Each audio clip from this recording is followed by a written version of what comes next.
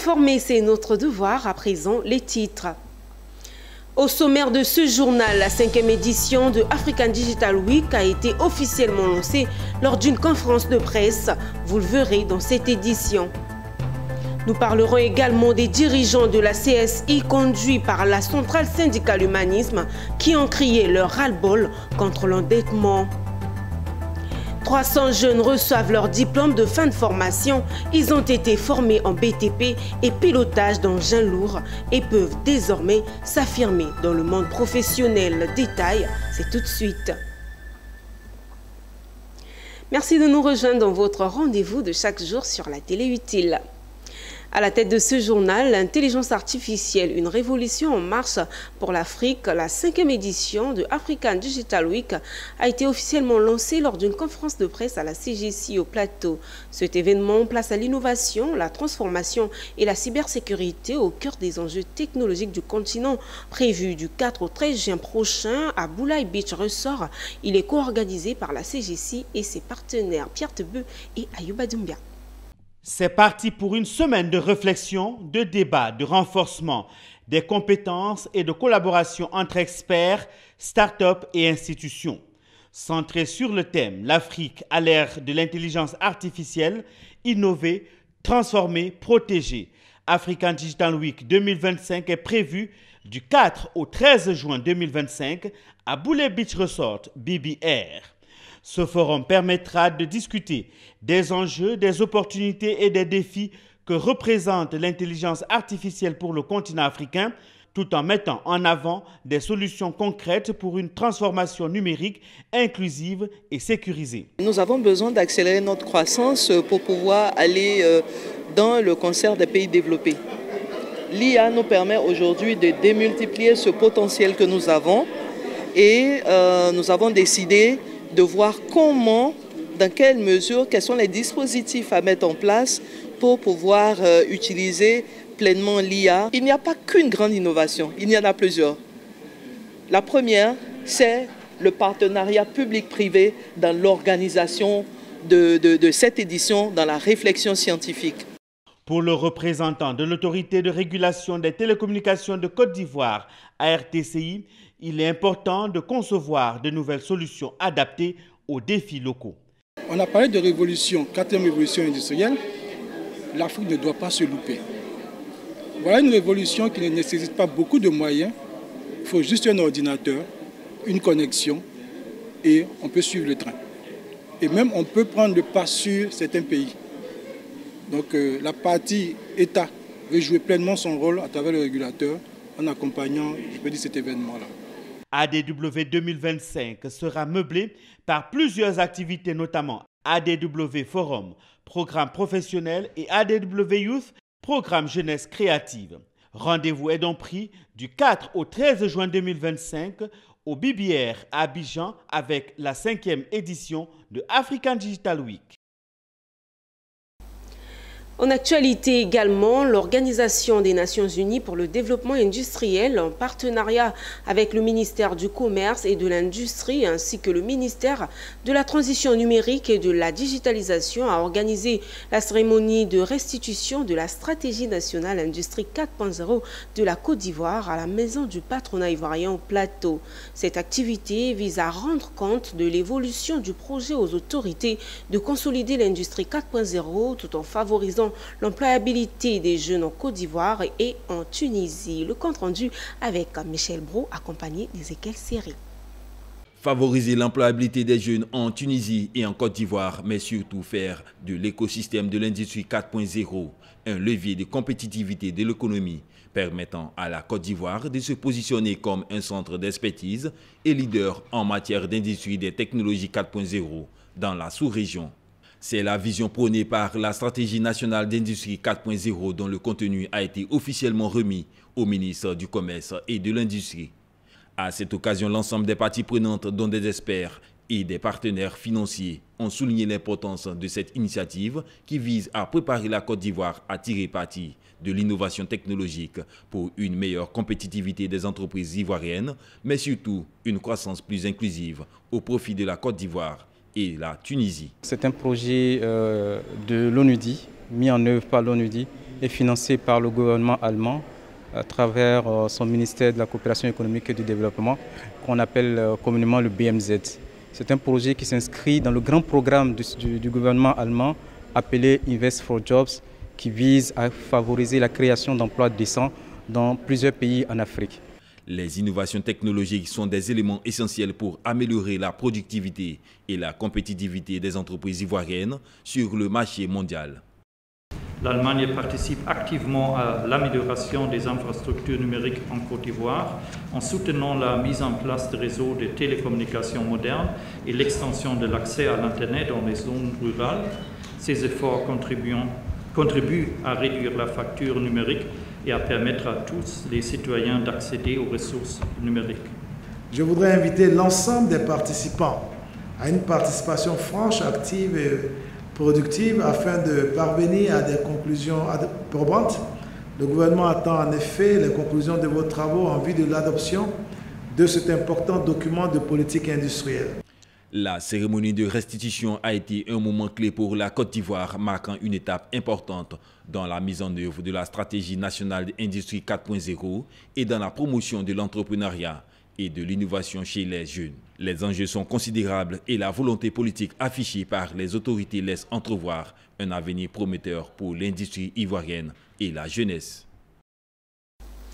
Après 4 jours de réflexion à Grand-Bassam sur le thème employabilité, salaire vital, paix et transformation économique pour la justice sociale en Afrique, la Confédération syndicale internationale, CSI en acronyme, a refermé ses travaux par une marche contre l'endettement des pays africains. Sur 5 km, les dirigeants de la CSI, conduits par la centrale syndicale humanisme, ont crié leur ras-le-bol contre l'endettement avant de remettre une motion au préfet de région. C'était le vendredi 28 février à Grand-Bassam, ce reportage de Philippe Zabo. Suivez.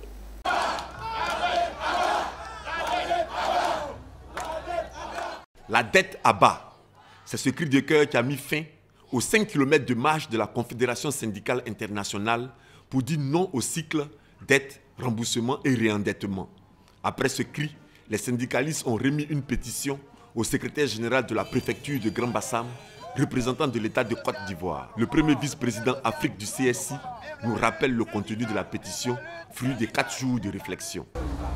Après analyse, les recherches économiques et scientifiques des syndicalistes, il est apparu que la dette joue un rôle important dans la vulnérabilité des populations, dans la dégradation de la protection sociale. C'est pourquoi tous les syndicats d'Afrique, à l'endroit des 52 pays d'Afrique, aujourd'hui, ont organisé cette campagne de marche citoyenne pour demander à l'opinion internationale, aux institutions de Bretton Woods, aux États, à tout le monde, à la communauté civile, à chacune et chacun de nous, de s'y mettre dans des plaidoyers pour que ces dettes soient reconverties en des projets sociaux pour que la protection sociale grandisse. Non à la dette. Les participants à la marche l'ont répété et soutenu, chacun avec ses arguments. Le poids de la dette vraiment appauvrit nos États africains. Et comme on sait dans quelles conditions ces dettes-là sont payées, donc il faut qu'on travaille avec nos propres ressources. Vous avez pu lire sur les pancartes que nous avons, non à la dette. Nous voulons réinvestir les dettes pour plus de justice sociale, pour plus de bien-être aux populations africaines. La rencontre de Grand-Bassam s'inscrit dans le cadre de la campagne plus large de la CSI Afrique sur la dette africaine, lancée lors de son 5e congrès à Nairobi en novembre 2023.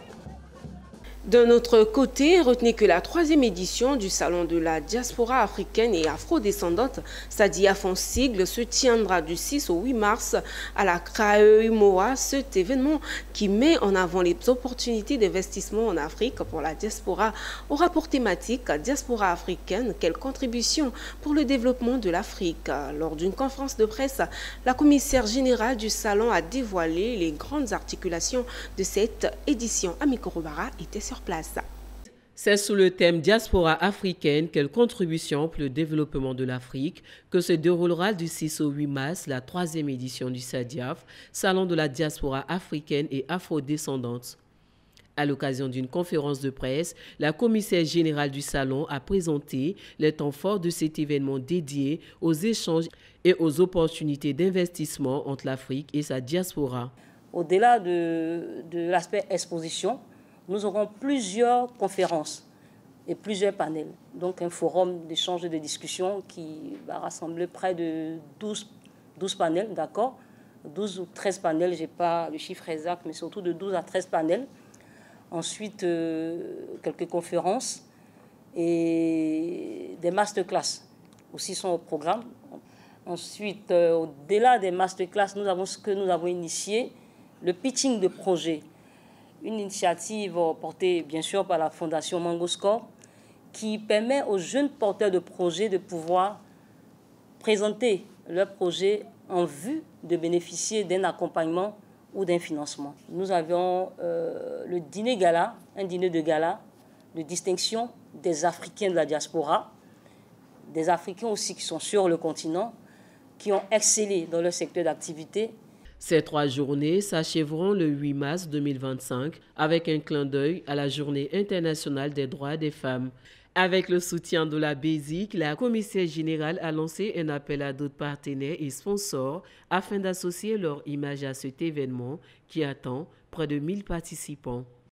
En éducation, l'École supérieure africaine des technologies de l'information et de la communication accueille depuis vendredi 28 février la 5e édition de la Semaine de l'innovation. Cet événement annuel met en lumière les travaux et projets des étudiants autour des technologies de l'information et de la communication. Cette année, les activités s'articulent autour du thème « Les innovations technologiques locales au service de la préservation de l'environnement ». Suivant ce reportage de Amiko Roubara et Ndrin Salomon. Cette année, la 5e édition de la Semaine de l'innovation, organisée par le bureau du Conseil estudiantin de l'ESATIC, met un point d'honneur sur le rôle des TIC dans la transition vers un monde respectueux de l'environnement. Et pour ce faire, la thématique « Les innovations technologiques locales au service de la préservation de l'environnement » a fait l'objet des panels, de formations, mais également de projets d'innovation et des travaux estudiantins exposés pour l'occasion. Nous avons décidé de mettre en place une solution qui permettra principalement de lutter contre la surpêche. Et notre solution est composée donc d'un système de gestion des poissons composé d'intelligence artificielle et de caméras qui va permettre de trier les poissons en fonction de leur taille. Nous sommes l'équipe Ivoire Agro-Industrie qui travaille sur le thème suivant, l'industrie 4.0 au service de l'agriculture. Donc à ce thème-là, nous avons proposé une solution qui est un système de surveillance automatique et autonome des parcelles. Des projets satisfaisants qui pourraient être des solutions pour bien de secteurs d'activité. Pour cette année, les projets que nous avons retenus, c'est de la réflexion des mini-projets qui ont été développés en prenant l'industrie 4.0, en utilisant l'industrie 4.0 appliquée au secteur de la pisciculture, de l'agriculture, de l'environnement particulièrement.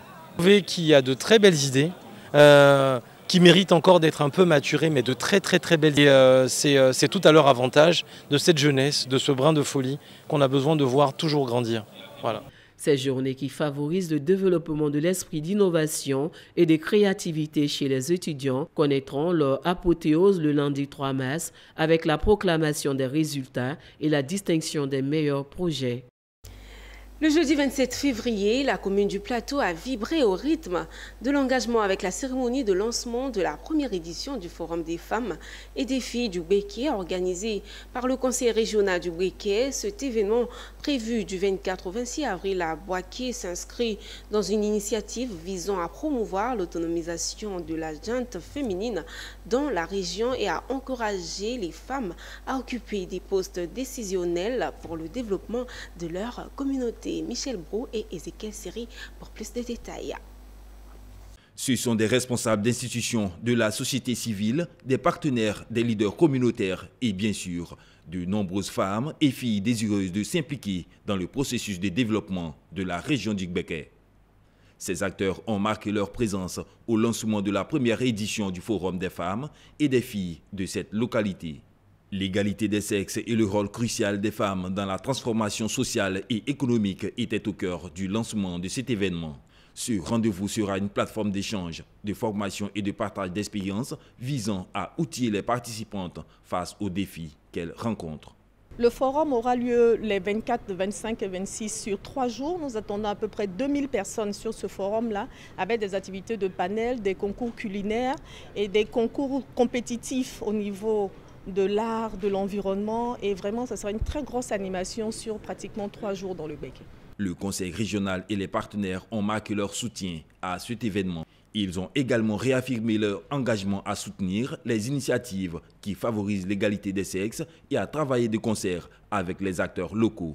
Nous contribuerons également à l'élimination des violences basées sur le genre, par exemple le mariage des enfants qui annihile les efforts que les femmes peuvent déployer. Le rôle important que la femme joue dans nos sociétés au plan économique et social. Au plan économique, nos mamans sont les piliers pour développer les activités économiques qui nourrissent la famille. Au plan social, c'est elles qui s'occupent de l'éducation. Malheureusement, ce rôle n'est pas suffisamment valorisé dans nos sociétés et notamment dans le Bégué. Nous voulons organiser ce forum pour faire prendre conscience du rôle de la femme dans la société. Le chemin vers l'égalité et l'autonomisation est encore long, mais des initiatives comme celle-ci sont de véritables catalyseurs de changement. Les femmes du Bégué sont prêtes à prendre leur place et à faire entendre leur voix dans les instances décisionnelles. D'un autre côté, après une formation de 6 mois, 300 jeunes reçoivent leur diplôme de fin de formation. Ils ont été formés en BTP et pilotage d'engins lourds, entre autres, par le CEFPRO-CI, Centre de formation professionnelle de Côte d'Ivoire. Et grâce à l'État de Côte d'Ivoire, à travers l'agence Emploi Jeunes, ils peuvent désormais s'affirmer dans le monde professionnel. Des précisions avec Zénab Dosso et Christian Guéhi. L'ambiance était à la célébration de la remise de ces diplômes. Après 6 mois d'apprentissage intensif, ces jeunes ont enfin atteint leur objectif, obtenir le précieux sésame qui leur ouvre les portes du monde professionnel. Durant la formation, ils ont acquis des compétences théoriques et pratiques essentielles à la conduite d'engins lourds et au métier du BTP. Un apprentissage rigoureux qui leur permet aujourd'hui d'être qualifiés pour intégrer le marché du travail. Ce programme s'inscrit dans la volonté de l'État de Côte d'Ivoire, à travers l'agence Emploi Jeunes, de renforcer l'employabilité des jeunes grâce au programme national de stage et d'apprentissage. Et c'est pour donner la chance aux jeunes ivoiriens de bénéficier des formations de façon plus concrète, des formations qui vont permettre aux jeunes de faciliter leur insertion.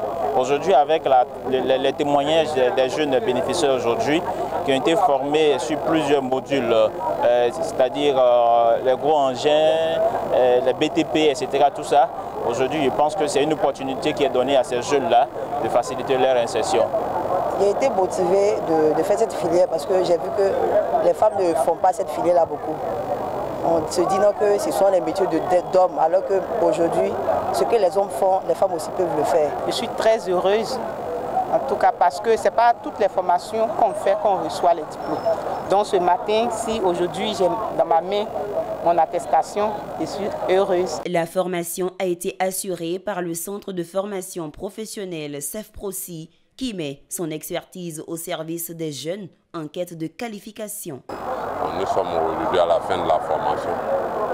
Après une formation, il est tout à fait normal qu'on puisse leur remettre ce qui leur revient de droit, qui est le certificat, qui va leur permettre de rentrer dans la vie active. Okay? Donc, je leur ai toujours dit que le certificat, certes, c'est un diplôme, mais le vrai diplôme, c'est la connaissance. Grâce à l'accompagnement du CEFPRO-CI, ces jeunes ne repartent pas seulement avec un diplôme, mais surtout avec un savoir-faire concret et recherché dans le marché du travail en Côte d'Ivoire. La mutuelle générale du personnel de l'université Félix Houphouët-Boigny a officiellement lancé ses activités. Un événement marquant qui se déroule sur 3 jours à l'esplanade des amphithéâtres A et B. L'objectif principal de cet événement est d'informer et de sensibiliser le personnel universitaire sur les avantages et l'importance de cette mutuelle. Ce lancement permettra également aux mutualistes de découvrir et de bénéficier des premiers produits et services offerts par la MUGEP UFHB, renforçant ainsi la solidarité et le bien-être au sein de la communauté universitaire, nous dit Fulgence Cano et Seth Ekessi. La mutuelle générale du personnel de l'université Félix Houphouët-Boigny a officiellement été lancée, réunissant déjà 3000 membres. Cet organisme se veut avant tout un levier de solidarité et un outil de lutte pour l'amélioration du bien-être de ses adhérents. Face aux nombreux défis sociaux auxquels le personnel universitaire est confronté, la MUGEP UFHB prend résolument les taureaux par les cornes en mettant en place des actions concrètes pour améliorer les conditions de vie de ses membres. Aujourd'hui marque le début officiel du lancement des activités de cette mutuelle pour le bonheur de tous les membres du personnel de l'université Félix Houphouët-Boigny. L'objectif, c'est d'améliorer la santé. De permettre aux différents mutualistes de pouvoir bénéficier de biens, de services, de tout ce qui peut leur permettre vraiment d'être heureux, épanouis. Ces journées ont permis aux membres de s'imprégner des bénéfices tangibles qu'ils peuvent espérer grâce aux services offerts par la MUGEP UFHB. Partenaire de la mutuelle personnelle de l'université Félix Houphouët-Boigny. Voilà, et nous croyons en tout ce qui est entreprise naissante. Nous avons été une fois également débutants sur notre activité. La MUGEP UFHB porte un slogan clair et ambitieux. Un mutualiste, un véhicule neuf, un mutualiste, une poche de sang, un mutualiste, un prêt au taux réduit avec les mutualistes, une économie assurée. Ce slogan résume les aspirations de la mutuelle à offrir non seulement un soutien matériel et financier aux membres, mais également à répondre aux besoins essentiels de la communauté universitaire.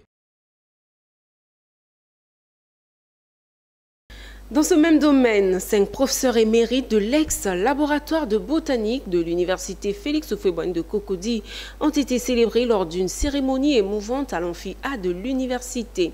Honorés par leurs anciens étudiants, désormais professeurs titulaires, ces maîtres de la connaissance des plantes et de la nature ont vu leur contribution saluée par la communauté universitaire. L'événement, porté par des initiateurs désireux d'inscrire ces figures incontournables dans la mémoire collective, a réuni étudiants, personnalités universitaires et membres de la présidence de l'université, témoignant ainsi du respect et de l'admiration pour leur réalisation. Fulgence Cano, encore une fois.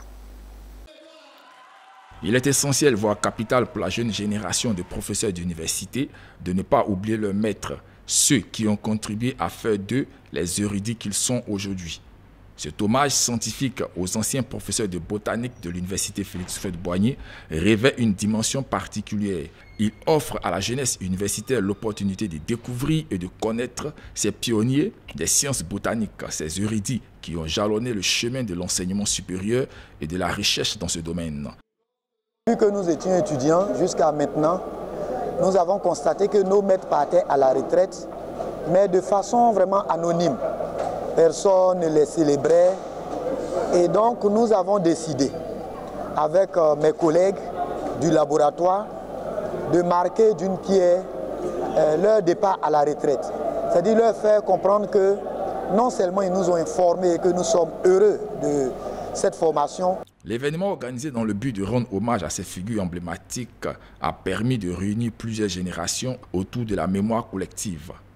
Parmi les 5 professeurs retraités honorés, on retrouvait le professeur Dakwete, le professeur Traoré Dosawa André, le professeur Kamanzi Kagoire, le professeur Ngesan Kofi et le professeur Ngesan Kwaku Edouard. Ces érudits au parcours exceptionnel ont vu leur contribution saluée à travers des témoignages, des anecdotes et la présentation de leur biographie. Je suis très émue de voir que nos jeunes vraiment ont beaucoup appris dans la considération des aînés et tout. Et ils nous ont rendu donc hommage aujourd'hui. On est très émus. C'était une surprise pour moi et secondo, j'ai été très impressionné par l'événement. On ne s'y attendait pas. Et cet hommage vraiment nous va droit au cœur. Chaque professeur a été honoré d'une manière particulière, marquée par la remise d'un trophée symbolique représentant une plante spécifique sur laquelle chaque enseignant avait travaillé tout au long de sa carrière. Ce geste a permis de célébrer non seulement leur expertise scientifique, mais aussi leur impact durable sur l'université et la communauté scientifique. Parlons religion. Dans cette édition, les Raéliens de Côte d'Ivoire ont organisé une conférence de presse qui avait pour thème « Intelligence artificielle, éducation au bonheur des piliers pour la paix ». Cette conférence de presse avait pour but d'expliquer au public les prédictions de leur prophète Raël à propos du bonheur et la paix que l'intelligence artificielle peut procurer. C'était le jeudi 27 février au centre d'information des Raéliens à Cocody. Philippe Zabou et Salomon Drin nous informent. C'est un livre écrit par le prophète Raël en 2021. Son titre est « Oui au clonage humain, la vie éternelle grâce à la science ». À la page 120, le prophète Raël dit, et je le cite, « Un monde géré par des super-intelligences artificielles est notamment inimaginable, même pour les cerveaux de nos plus éminents scientifiques ou auteurs de science-fiction. » Pour les Raéliens, adeptes de la suprématie de la science sur tout, les dires de leur prophète se réalisent maintenant. Nous sommes une philosophie athée qui revendique l'avènement de la science au service de l'humanité. C'est pourquoi, depuis plus de 50 ans, le prophète Raël annonce quelles vont être les nouvelles technologies et comment les appréhender pour ne pas que le choc qu'elles puissent apporter avec elles crée des perturbations dans notre humanité. C'est pour ceci, il a écrit dans ses livres, notamment « Oui au clonage humain », quelles vont être les nouvelles technologies et que va-t-il se passer. Il y a donc plus de 50 ans qu'il parle d'intelligence artificielle et déjà même en 2001, lors de la sortie du livre « Oui au clonage », il parlait de super intelligence artificielle en expliquant ce que ça allait amener. Aujourd'hui, nous sommes en plein dedans. C'est une technologie qui vient d'arriver et nous sommes, nous, Raéliens, à même d'accompagner les populations, dont la population ivoirienne, pour savoir comment appréhender au mieux ces technologies, les mettre au service de l'être humain et comment faire évoluer notre organisation sociale et nos mentalités pour pouvoir embrasser ces technologies pour le bénéfice du peuple ivoirien et de tous les peuples de la Terre. Les Raéliens revendiquent plus de 120 000 membres à travers le monde. La première édition de Forassi Tour, c'est le week-end dernier à Boundjali. L'objectif, sensibiliser les jeunes à la sécurité routière, au civisme et au respect des autorités dans la Bagoué. Les populations sont venues de partout pour participer à cette fête. Notre correspondant régional, Ouattara Daouda, pour les détails. Sensibiliser la jeunesse sur le respect du code de la route, sur l'importance du port du casque, sensibiliser la jeunesse au respect des autorités de la Bagoué, égayer la jeunesse de la Bagoué et la rassembler autour de vivre ensemble, mais surtout faire la promotion de la Forassi. Tels sont les objectifs recherchés par cette première édition de la course des motos initiée par Sissoko Hassan Cousteau, PDG de la Forassi, fils et cadre de la Bagoué. Nous avons décidé d'instaurer dans la Bagoué, à partir de cette année, Forassi Tour, qui est une course cycliste, moto, qui doit faire le tour de toute la région. Nous nous sentons vraiment encore plus engagés à toute cette jeunesse que nous avons décidé de sensibiliser au port du casque, au civisme. Une initiative saluée et encouragée par les cadres et fils de la Bagoué. Nous sommes très contents, nous sommes très ravis. Ce genre de cérémonie, nous n'avons pas la chance de ce genre de cérémonie à chaque année. Mais vraiment, pour la première édition, nous disons merci au PDG de Forassi Tour qui a eu l'initiative de mettre le paquet en réunissant les jeunes. Cette cérémonie est la bienvenue parce que c'est un événement qui rassemble beaucoup d'hommes. Et aujourd'hui, on parle de cohésion sociale. Je pense que c'est quelque chose de bon. C'est une sensibilisation que nous menons avec notre frère, le PDG de Forassi, qui envoie beaucoup de dons. Trajet homme, Bundjali Kouto Kassere Ponodouko, trajet femme, Bundjali Gwemou Bundjali. Les vainqueurs de cette première édition sont répartis avec des motos Apache, KTM, des permis de conduire et des enveloppes symboliques. Créé le 28 mars 2017 en Côte d'Ivoire, Forassi réalise plusieurs projets dont le programme d'hydraulique villageoise à grande échelle. Elle bénéficie également d'une expérience reconnue dans le forage d'eau et met en œuvre une large gamme de techniques. C'est toujours un plaisir de vous tenir informé. Merci pour votre attention soutenue. Prenons notre rendez-vous pour la prochaine édition. Au revoir.